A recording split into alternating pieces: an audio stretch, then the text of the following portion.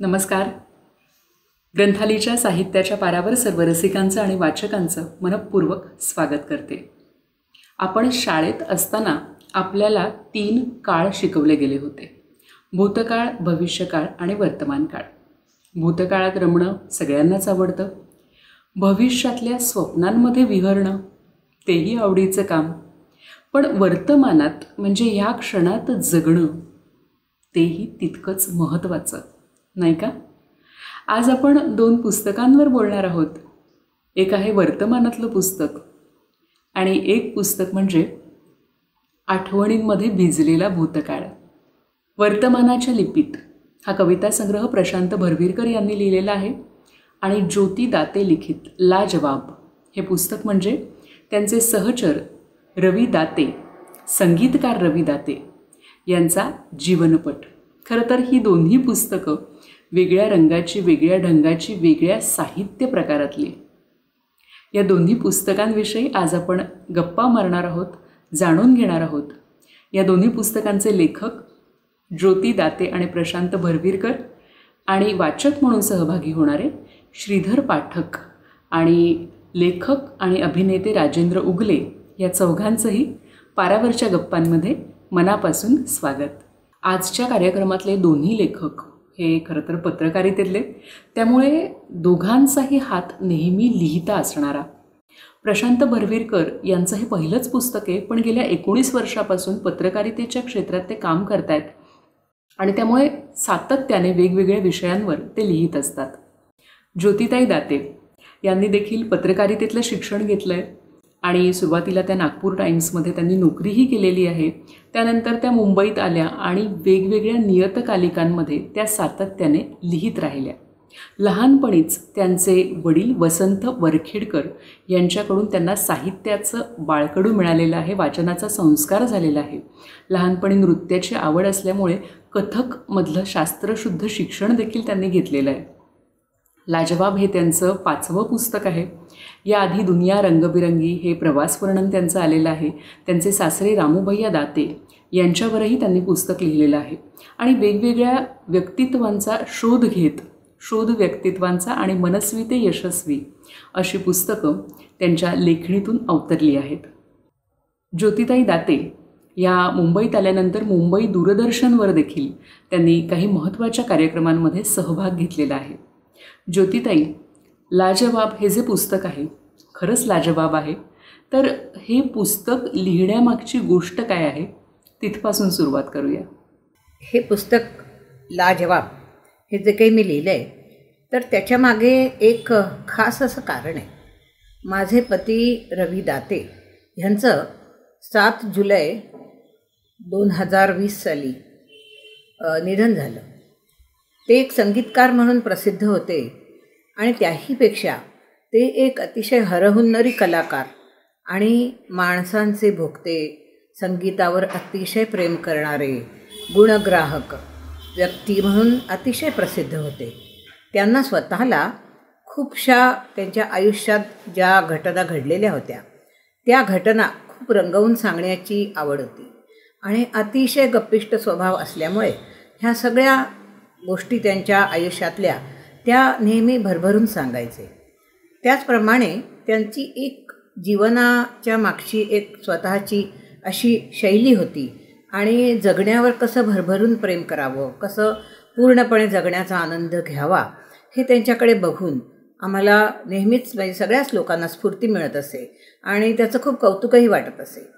तर त्यांच्या मागे सततच त्यांची जी चाहती मंडळी होती किंवा इव्हन मी स्वतः देखील त्यांना सतत सांगायची की ह्या इतक्या सुंदर ज्या गोष्टी तुमच्या आयुष्यामध्ये घडल्या आहेत तर त्या लिहायला पाहिजेत आणि त्या छान होतील, मनोरंजक होतील, लोकांना आवडतील, तर त्याप्रमाणे आपण ते लिहूया.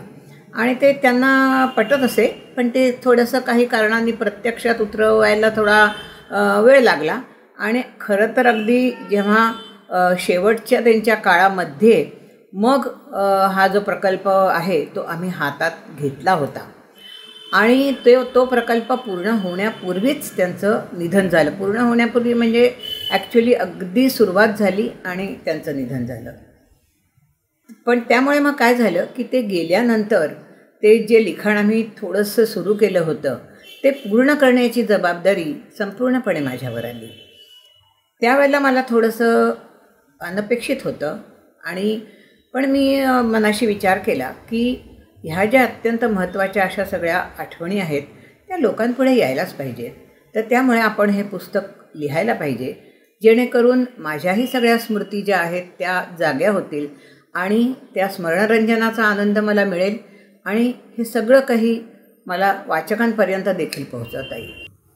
वर्तमानाच्या लिपीत या कविता संग्रहाचे कवी प्रशांत भरवीरकर हे मूळचे निफाड तालुक्यातील ओझर म्हणजेच मिग या गावचे. नोकरीनिमित्त नाशिकमध्ये आहेत आणि गेल्या 19 वर्षापासून पत्रकारितेच्या क्षेत्रात आहेत. गावकरी, सकाळ, महाराष्ट्र टाइम्स हा सुवर्ण त्रिकोण त्यांनी पूर्ण केला आहे. हे करता करताच MPhil आणि नेट केलं आणि आता ते संत साहित्यामध्ये PhD करतायत. कवितेची आवड होतीच.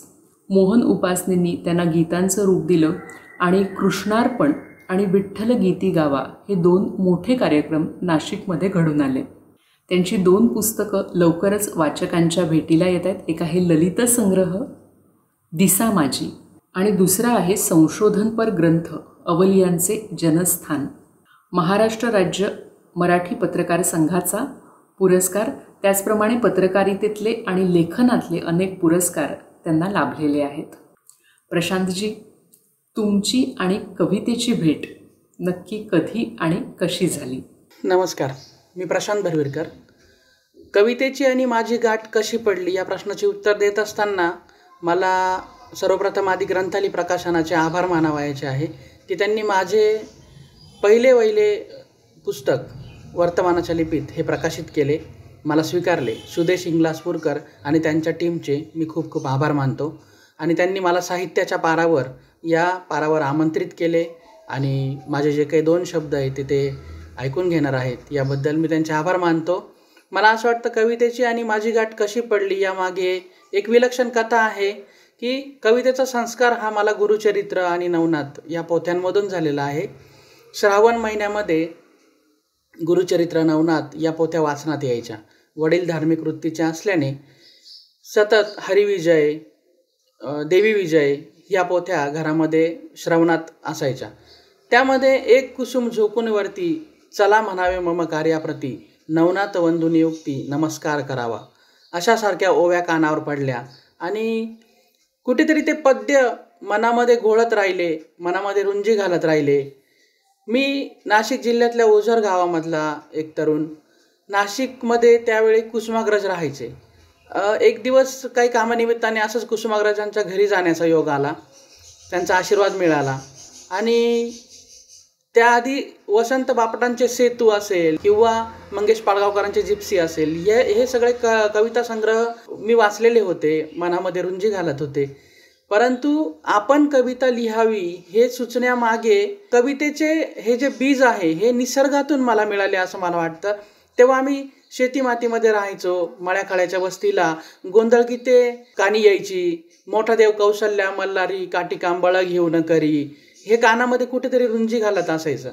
आणि यातूनच कविता पुढे आली. मला असं वाटतं ती 99ची गोष्ट असेल. तात्यासाहेब गेले आणि माझ्या एका मित्राने ती खबर आणली की तात्यासाहेब गेले. मी एक टाकी तात्यासाहेबांवर एक होते तात्यासाहेब अशी कविता लिहिली. मला वाटतं ती माझी पहिली कविता. त्यातील शब्द कुणाची तरी प्रेरणा घेऊन आलेले असतील किंवा मला असं वाटतं ते प्राथमिक अवस्थेतले शब्द होते, परंतु ती माझी पहिली कविता. ती आता माझ्याकडे नाही आहे, ती काही व्यवधानांमध्ये हरवली गेली. परंतु कवितेची आणि माझी गाठ तिथून पडली. कवितेचं बीज निसर्गातून रुजलं असं म्हणणारे कवी प्रशांत भरवीरकर. खरंच आपल्या आयुष्यात अशी खूप वेगवेगळी बीजं पडत असतात, अनेक घटना घडत असतात, त्यांचा आपल्या मनावर कळत नकळतपणे परिणाम होत असतो. ज्योतिताई, तुमच्याही आयुष्यात अनेक घटना घडलेल्या आहेत, अनेक प्रसंग घडलेले आहेत आणि विशेषतः तुम्ही जेव्हा एखादा जीवनपट लिहिता तेव्हा ह्या सगळ्या आठवणींचा जो मनात कोलाज झालेला असतो तर तो अनुक्रम लावणं हे देखील एक कसबच नाही का? लाजवाब ह्या पुस्तकामध्ये घटना जशा घडल्या तशा तुम्ही लिहिल्यात की काही बदल केलेले आहेत त्याच्यामध्ये अनुक्रमामध्ये? खरं सांगायचं तर पुस्तकात जे काही मी लिहिलं आहे ते अगदी तारीखवार लिहिलं आहे किंवा एकामागून एक घटना जशा घडत गेल्या तसं काही लिहिलेलं नाही आहे. ते आठवणींनुसार एक त्याला अनुक्रम असा आहे की आयुष्याच्या अगदी पहिल्या टप्प्यापासून, म्हणजे ते लहान बालपणीचे त्यांचे अनुभव, मग कॉलेजमधले, मग त्यांच्या ऑफिसच्या काळातले किंवा आमचं लग्न झाल्यानंतरच्या सुरुवातीच्या काळातले असे जे सगळे मनोरंजक अनुभव होते ते सगळे मी लिहिले. आणि मग संगीताच्या संबंधी लिहिताना मात्र मी ते विषयवार असं लिहित गेले की संगीताकडे ते वळले कसे, मग त्यांची संगीताची कारकीर्द कशी सुरू झाली, ती कुठपर्यंत गेली, त्यांनी काय काय संगीताच्या क्षेत्रामध्ये त्यांनी कोणत्या कोणत्या गोष्टी केल्या आणि त्या करताना त्यांच्यावर कोणाकोणाच्या संगीताचा प्रभाव पडत गेला, हे मी एक माझ्या दृष्टीने आणि प्रत्यक्ष घडलेल्या घटनांच्या आधारे असं त्याची मांडणी मी सर्वसाधारणपणे केली.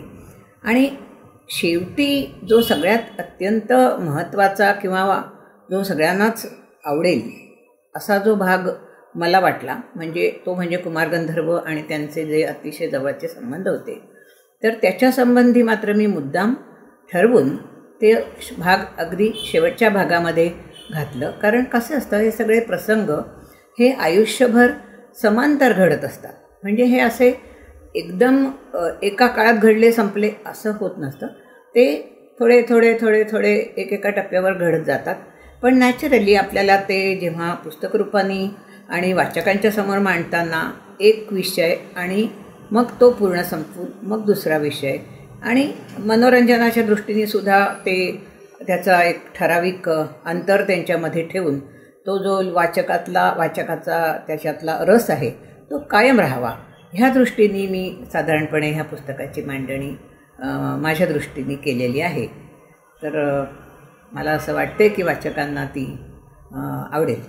ज्योतिताई, पुस्तक देखणं झालं आहे, साजेसे फोटो आहेत, उत्तम मुखपृष्ठ आहे, एकूणच पुस्तक हातात घेतल्यावर असं एकदम छान प्रसन्न वाटतं, वाचावंसं वाटतं. काय सांगाल पुस्तकाच्या रचनेबाबत? पुस्तक जे अतिशय देखणं झालं आहे त्याचं सगळ्यात मोठं श्रेय हे आपल्याला ग्रंथालीला द्यावं लागेल. ह्याचं कारण असं आहे की पुस्तकाचं मुखपृष्ठ कसं असावं ह्याची आम्हाला एक साधारणपणे आमच्या मनामध्ये कल्पना होती.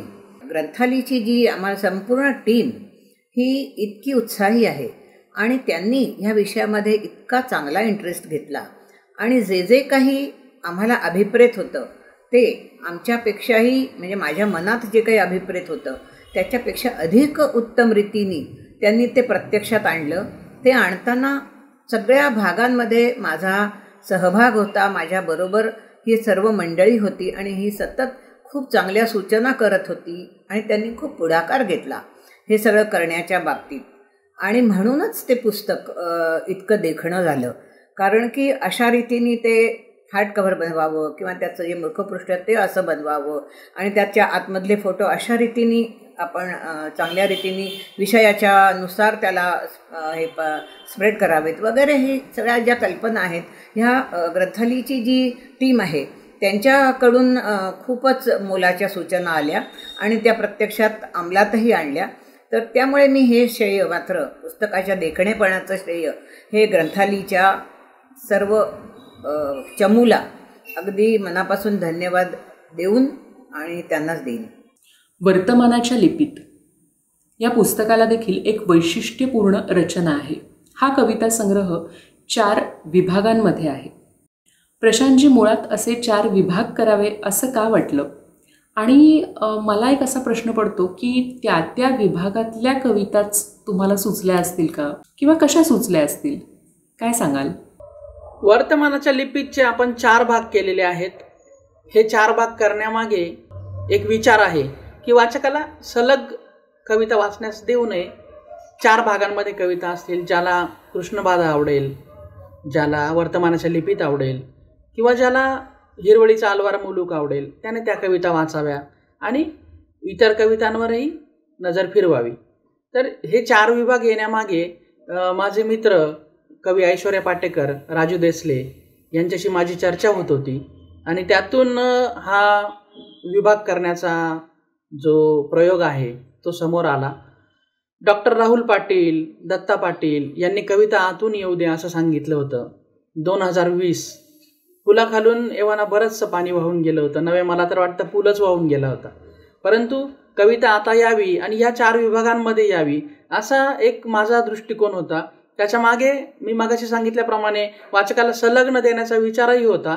वर्तमानाच्या लिपीत यामध्ये संपूर्णपणे महाविद्यालयीन जीवनाच्या उमेदवारीच्या कविता आहेत.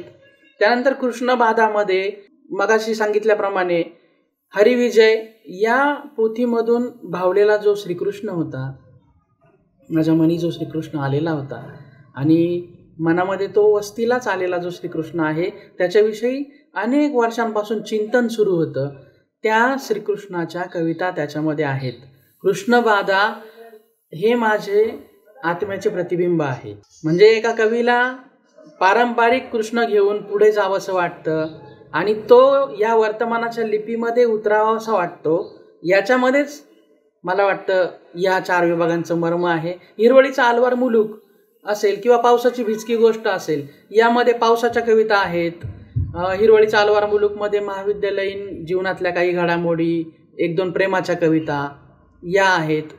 तर हे 4 विभाग करताना हे विभाग करायचे अशा दृष्टिकोनातूनच ते केले गेलेले आहेत आणि वाचकाला ते सुटेबल व्हावे वाचताना या दृष्टिकोनातून ते केले गेले आहे असं मला वाटतं. लाजवाब हे पुस्तक संगीतकार रवी दाते यांच्या आयुष्यावर आहे. अर्थातच ह्या पुस्तकात संगीत हे ओघाने आलेलंच आहे, स्वाभाविकच आहे ते. पण कवी प्रशांत भरवीरकर यांचा जो कविता संग्रह आहे वर्तमानाच्या लिपीत, त्यामध्येही एक संगीत आपल्याला ऐकू येतं. म्हणजे कृष्णाच्या कविता आहेत त्यामध्ये कृष्णाच्या बासरीची धून आपल्याला ऐकू येते. निसर्ग कवितांमध्ये निसर्गाची लय कळते, निसर्गाचा ताल कळतो आणि वर्तमानाच्या कवितांमधून वर्तमानाचा झंकार आपल्याला मंत्रमुग्ध करतो. या पुस्तकाचं जे मुखपृष्ठ आहे त्यावर असं दिसतं की वर्तमानातला श्रीकृष्ण स्कूटरवर बसून बासरी वाजवतोय. अर्थात हा मला झालेला बोध. प्रशांतजी, तुम्ही काय सांगाल या वेधक मुखपृष्ठाबद्दल? वर्तमानाच्या लिपीत या कविता संग्रहाच्या मुखपृष्ठ याविषयी बोलताना मला अधिक आनंद होतोय. याचं कारण असं आहे की माझा मित्र रवी दंडगवाळ चित्रकार, त्याची एक रेषा बघण्यासाठी लोक आतुर झालेले असतात. अतिशय सुंदर हा चित्रकार. मला असं सांगायचं आहे की मी त्याला ना तर कविता वाचायला दिली, ना तर मी त्याला त्याचं काही जे आपण म्हणतो की हस्तलिखित बाळ आपण त्या चित्रकाराकडे नेऊन देतो आणि मग त्याला आपल्या मनातलं काहीतरी कल्पना सांगतो. मी फक्त रवीला फोनवर कल्पना सांगितली की मला श्रीकृष्ण हवा आहे, तोही वर्तमानातला श्रीकृष्ण हवा आहे आणि हिरवळ हवी आहे, पक्षी हवे आणि वर्तमानाची लिपी हे शीर्षक ठरलेलं आहे. तर मित्रांनो, ये हृदयची ते हृदयी असे जे आपण म्हणतो की एका कलाकाराची भावना दुसऱ्या कलाकाराला कशी कळते, त्याला कसे उमगते की याला काय हवे आहे. रवीने पहिलेच चित्र काढले आणि स्केच मला पाठवलं आणि सांगितलं की हे स्केच मला वाटतंय की फायनल व्हावं आणि त्यात त्याने रंग भरले. अतिशय सुंदर हा श्रीकृष्ण त्यांनी काढलेला आहे. जेथे हा कविता संग्रह जाईल तेथे मुखपृष्ठाची चर्चा आहे. कविता ह्या त्यानंतर येतात, परंतु आपण म्हणतो की सादरीकरण जे असतं त्यामध्ये चित्राची लिपी ही प्रथम कळते माणसाला, शब्द त्यानंतर येतात. परंतु जेथेही हा संग्रह जाईल तेथे मुखपृष्ठाचं भरभरून कौतुक होतं आहे आणि ही कल्पना माझ्या मनात आलेली असतानाच रवीने ती बरोबर कॅच केली आणि त्या कल्पनेप्रमाणे चित्र काढलं. यामध्ये राजू देसले यांचाही महत्त्वाचा वाटा आहे. मला असं वाटतं की कृष्णाचे पुरातन रूप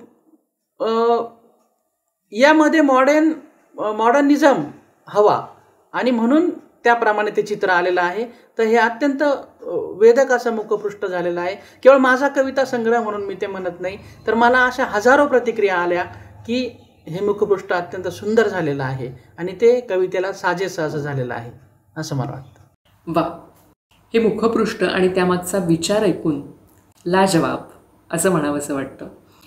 ज्योतिताईंच्या लाजवाब या पुस्तकामध्ये त्यांनी स्वतःचे अनुभव तर लिहिलेले आहेतच, त्याचप्रमाणे अनेक सुहृदांच्या आठवणी देखील ह्या पुस्तकामध्ये आहेत. ज्योतिताई, ह्या सुहृदांच्या आठवणीबद्दल.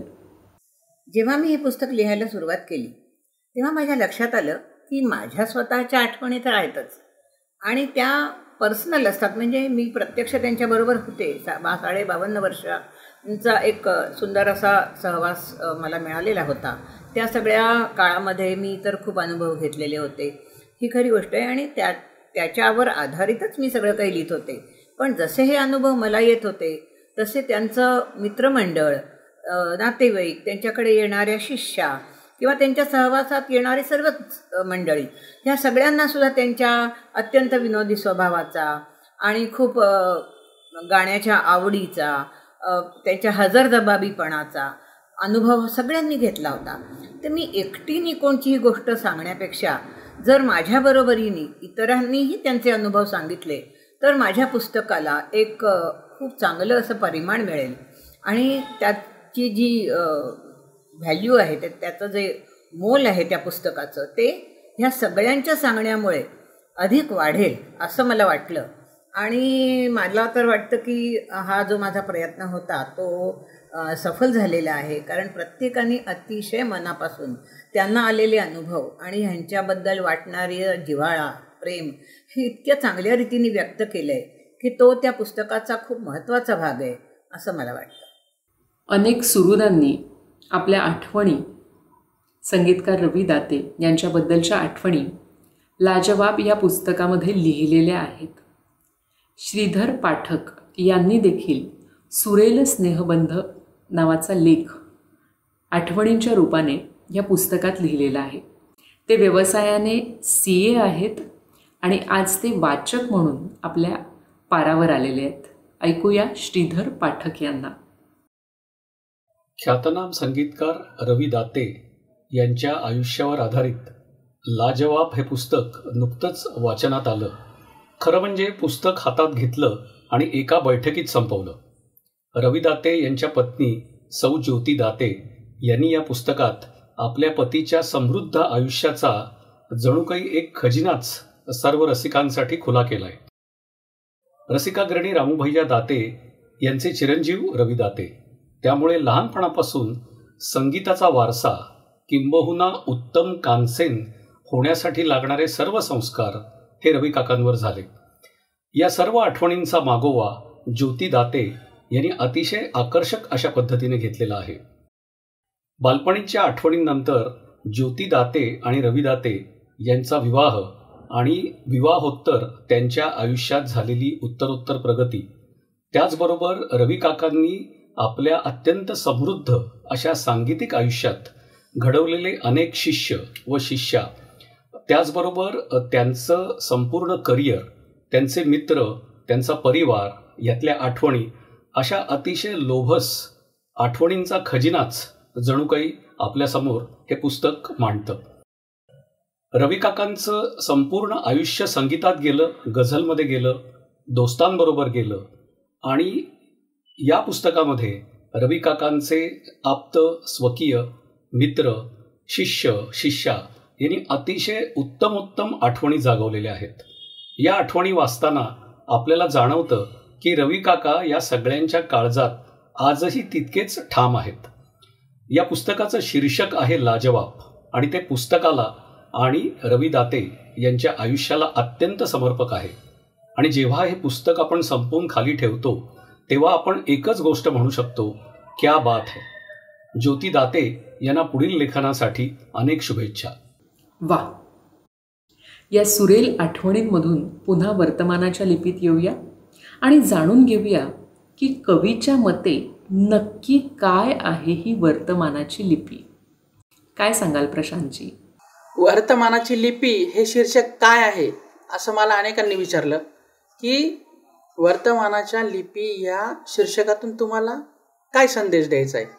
मला असं वाटतं की पुस्तकं अनेक येतात, संग्रह, ग्रंथ, परंतु त्याकडे वाचकाने वळण्यासाठी आपण त्याला काय देतोय हे जास्त महत्त्वाचं आहे. आपण आजच्या भाषेत बोलतोय का? मला वाटते की आपण तरुणाई पुस्तक वाचत नाही, पुस्तकाकडे आता कोणी वळत नाही वगैरे या गप्पा होतच राहतात. परंतु ज्यांना वाचायचं ते पुस्तकं नक्कीच वाचतात, विकत घेऊन वाचतात, ग्रंथालयात जाऊन वाचतात, पुस्तके एकमेकांना भेट दिली जातात. असे अनेक मित्र आहेत की वाढदिवसानिमित्त एकमेकांना पुस्तके भेट देतात. तर मला सांगायचं मुळात हे आहे की वर्तमानाची लिपी हे शीर्षक काय आहे, तर आज इंग्लिश बोलणारा जो काही तरुण आहे त्याला त्याच्या भाषेमध्ये कविता आपण समजून सांगू शकतो का, या माझ्या प्रश्नाचे उत्तर या वर्तमानाच्या लिपीत या शीर्षकामध्ये आहे. मला अशी अपेक्षा नाही की यंगिस्तानने आपली कविता डोक्यावर घेऊन नाचावी किंवा कवितेचा आनंद देण्याची जबाबदारी आपली आहे आणि आपण स्वतःहून ती ओढून घेतलेली आहे. आय एम पोएट बोरकर अशी स्वतःची ओळख करून देणाऱ्या बोरकरांनी आपल्यावर ती जबाबदारी दिलेली आहे. विजयासाठी माझी कविता कधीच नव्हती असे म्हणणाऱ्या कुसुमाग्रजांनी आपल्यावरती जबाबदारी दिलेली आहे. या नेक इराद्यातूनच वर्तमानाची लिपी आली आहे. यातील झोका कवितेत तुम्हाला झोका मागणारी तुमची गोड छकुली दिसेल. आई कवितेतून डोळ्यांची निरांजने करून तुमची वाट पाहणारी आई तुमच्या भेटीला येईल. पावसाची अनोखी रूपे, प्रेमाच्या विविध क्षणचित्रे यातून भेटीला येतील. मला वाटते वर्तमानाची लिपी म्हणजे काय असते, तर आपले आजचे जे जगणे आहे ते जगणे शब्दातून मांडणे, त्याला लय देणे, त्याला साज देणे, हेच वर्तमानाची लिपी आहे असे मला वाटते. वर्तमानाच्या लिपीत या कविता संग्रहावर बोलणार आहेत लेखक आणि अभिनेते राजेंद्र उगले. पाहूया. श्रोतेहो नमस्कार. कवी प्रशांत भरवीरकर यांचा वर्तमानाच्या लिपीत हा नवीन काव्यसंग्रह माझ्या हातात आहे. हा काव्यसंग्रह हातात आला आणि संपूर्णपणे वाचून काढला. अतिशय वेगळ्या धाटणीचा आणि वेगळ्या मांडणीचा हा काव्यसंग्रह आहे. या काव्यसंग्रहामध्ये एकूण 65 कविता असून याची 4 विभागामध्ये पेरणी केलेली आहे. यामध्ये वर्तमानाच्या लिपीत पावसाची बिचकी गोष्ट, कृष्णबाधा आणि हिरवळीचा अलवार मुलूक असे 4 स्वतंत्र विभाग आहेत. प्रत्येक विभागातली कविता वाचताना आपल्याला अंतर्मुख व्हायला होतं. प्रशांत भरवीरकर हे पत्रकार असल्याने सामाजिक जाणीवा वेचत स्वतःच्या असलेल्या जाणीवा यांचं मिश्रण करत त्यांनी हा काव्यसंग्रह लिहिलेला आहे. वेगळी भाषा, वेगळा प्रयोग असं या काव्यसंग्रहाचं वैशिष्ट्य आहे. पादाकुलक आणि मुक्तछंद अशा 2 छंदामध्ये प्रामुख्याने यात आपल्याला ही कविता वाचायला मिळते. कारण ही कविता प्रशांत भरवीरकर यांच्या आयुष्याची जशी कविता आहे तशी ती प्रत्येकाच्या आयुष्याची कविता आहे असं वाटतं. लिपी याचा अर्थ परिभाषा आणि आजच्या वर्तमान काळाची परिभाषा काय आहे, त्यांच्या दुःखाच्या जाणीवा काय आहेत, त्यांचं दुःख काय आहे, हे या काव्यसंग्रहातून आपल्याला पाहायला मिळतं. हा त्यांचा पहिला टप्पा आहे वर्तमानाच्या लिपीतला. त्यातल्या एका कवितेतली एकच ओळ आपल्याला ऐकवतो. माहीत आहे मलाही मनातला झोका काय कामाचा, मध्यम वर्गाला तर प्रश्न खिशातल्या दामाचा. हे मध्यम वर्गाचं दुःख या ठिकाणी आपल्याला अभिव्यक्त होतं. किंवा आयुष्याकडे पाहण्याचा दृष्टिकोन सांगताना कवी असं म्हणतो, पान कसं शुभ्र तसं जीवनही शुभ्र, पानाला कशी चौकट तशी जगण्यालाही चौकट, पानाला कशा रेषा तशा तळहातावरच्या रेषा, भूत भविष्य असं वर्तमानाच्या. या प्रत्येक गोष्टीचा या ठिकाणी आपल्याला निश्चितपणे बोध होतो. प्रशांत भरवीरकर हे आम्हा नाशिककरांना कृष्णकवी म्हणून परिचित आहे. कृष्णाबद्दलचं त्यांचं प्रेम लपून राहिलेलं नाही.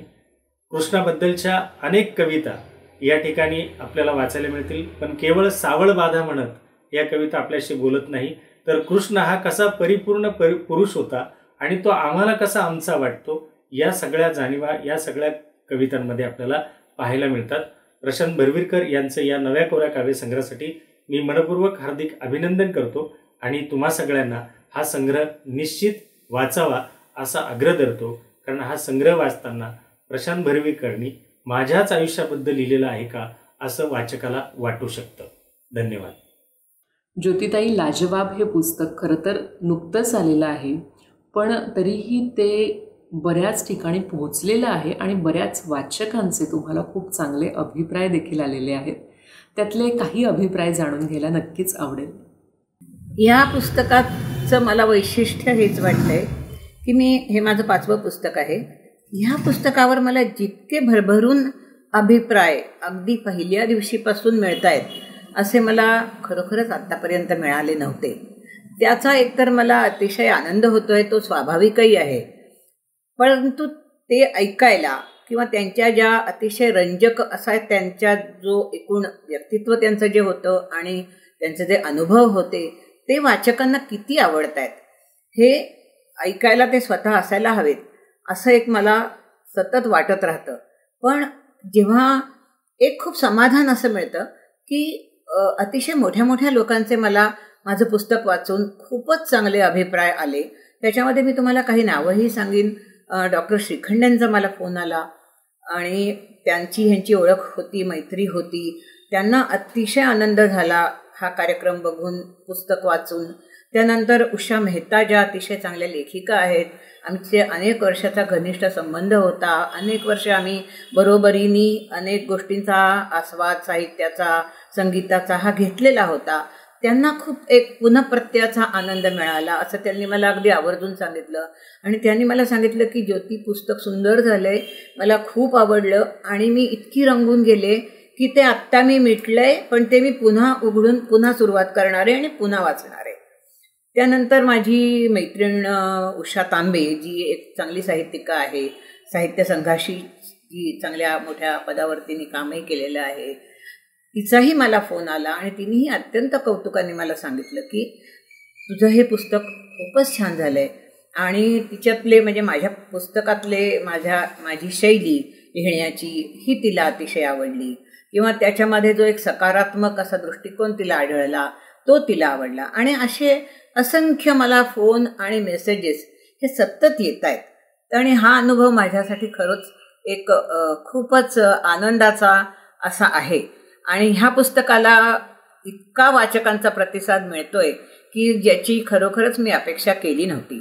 तर त्याबद्दल मला सगळ्यांचेच आभार मानावेसे वाटतात. हे पुस्तक अधिकाधिक लोकांपर्यंत पोचावं ही माझी इच्छा आहे.